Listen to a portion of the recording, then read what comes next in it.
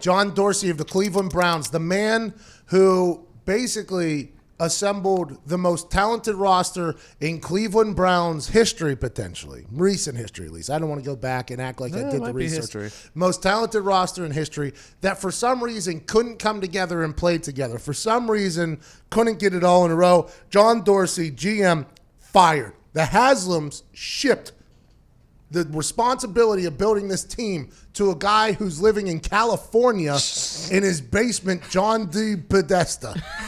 Is that right? Yeah, Moneyball guy. Yep. They just that guy was the guy from the previous regime that ruined the team more than anything. Let's get it back into that guy's hands. This Haslam family.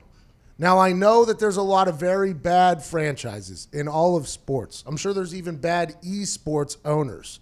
But this Haslam family, firing the coach, firing the GM, putting you back in charge of the GM that you fired just 2 years ago. What an interesting move that will definitely go down in their legacy of sucking thus far as owners of an NFL team. It was like since the Haslams have taken over, and I saw the tweet, but I don't have it up right now. It's like the Steelers have had one head coach and one GM. The Ravens have had one head coach and two GMs just because Ozzie Newsome retired. And then the Bengals have had one GM and two coaches. And then the Browns have had 5 GMs and 5 coaches, I think, or 7 coaches or something like that. So what is it, the interview process? You know what they're not asking?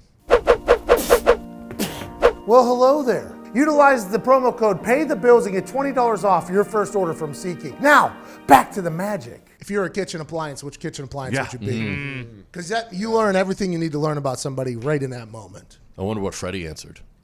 I'll be a fork. I was going to say spoon. I'll be a spork, actually, now, because I'm multifaceted.